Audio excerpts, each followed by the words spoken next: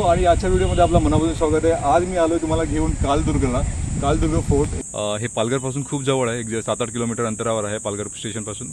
तो जो दिसतोय ना तोच कालदुर्ग फोर्ट आहे। हा तुम्हाला पालघर स्टेशनवरून दिसेल इझिली। तुम्ही जर पालघरवरून येणार असाल तर वाघोबा देवस्थान हे बस स्टॉप इकडे।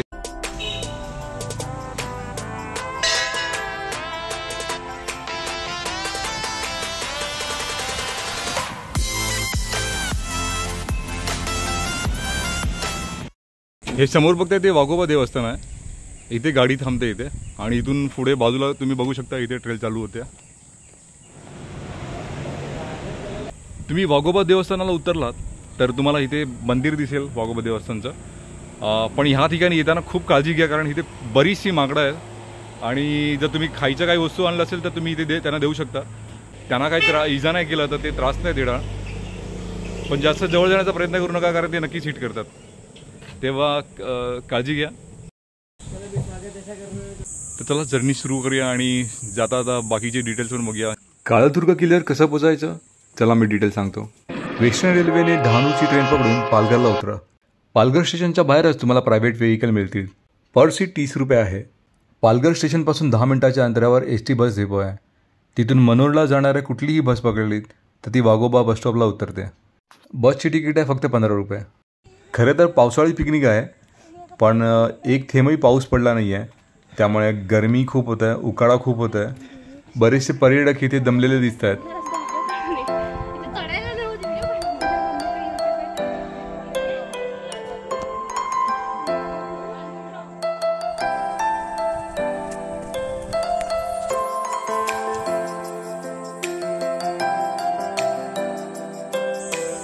गडावर चढताना हा पहिला पडाव लागतो। इथे येणारे सगळेच पर्यटक या ठिकाणी थांबतात, रेस्ट घेतात, कारण ही जागा खूप सुंदर आहे। मेन रोडवरून चढाई करून आल्यानंतर जवळजवळ अर्धा तास चढाई केल्यानंतर इथे एक पठार लागतं आणि रेस्ट करण्यासाठी एकदम उत्तम जागा इथे। तुम्ही अगदी अर्धा एक तास आरामात इथे रेस्ट करू शकता। खूप छान फील होतं इथे। जो थकवा आहे ना सगळा निघून जातो आहे। बघू शकता इकडे मागे सगळे रेस्ट करतात इथे। या ठिकाणी समोर बघू शकता धुक्यात हरवलेलं पालघर स्टेशन दिसतंय। पालघर डोंगर रांगेत अनेक किल्ले आहेत आणि कालदुर्ग त्यापैकी एक आहे। थोडं रेस्ट केल्यानंतर आता बरीच एनर्जी आले, तर पुन्हा स्टार्ट करूया आपला ट्रेक। आता थोडी हवा पण येते, त्यामुळे बेटर फील होतंय थोडं।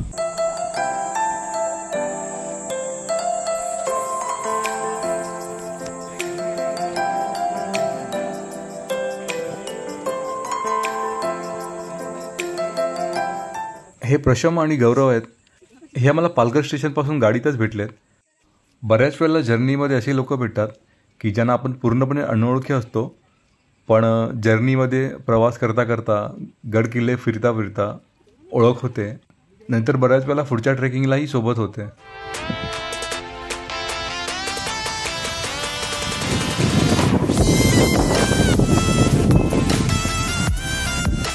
तुम्ही बघू शकता इथे किती स्लिपरी आहे। तर शक्यतो ट्रेकिंगला येताना असे ट्रेकिंगवाले शूज घाला, कारण ग्रिप चांगली मिळते।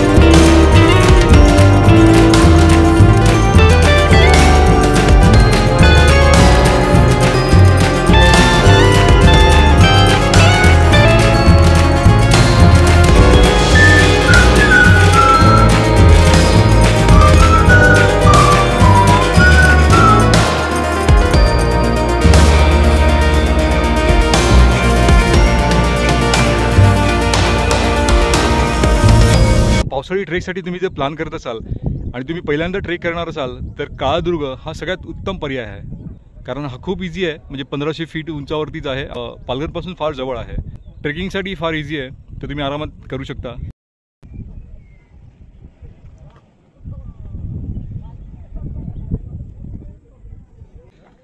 दोन 2024च्या मान्सूनमधला हा माझा पहिला ट्रेक आहे आणि जबरदस्त मजा येते इकडे. बघू शकता एक पाण्याची टाकी आहे, पण हे पाणी पिण्यायोग्य दिसत नाही आहे. फायनली टॉपवर पोहोचलो आहे. इथे एक छोटासा पठार आहे. इथे जास्त थकवणारा हा ट्रॅक नाही आहे, खूप इझी आहे.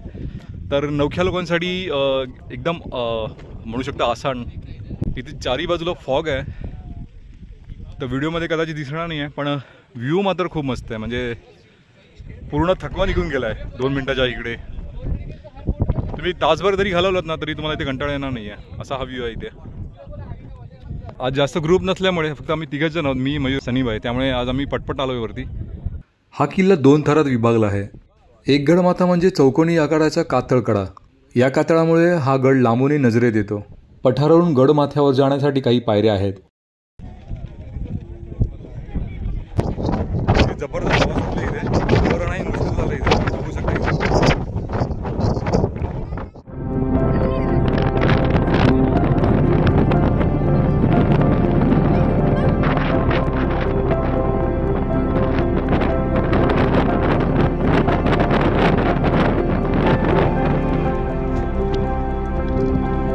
काळादुर्ग किल्ला हा फक्त समोरच्या परिसरात शत्रूंवर नजर ठेवण्यासाठी वापरला जायचा.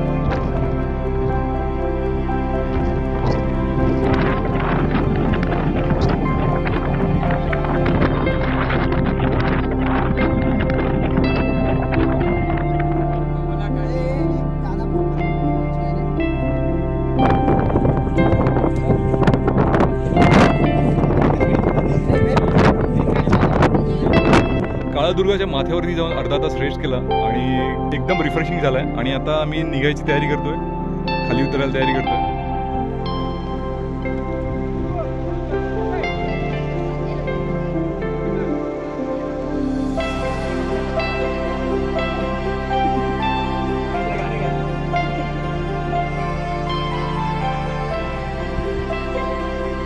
व्हिडिओ आवडला असेल तर लाईक, शेअर आणि सबस्क्राईब नक्की करा.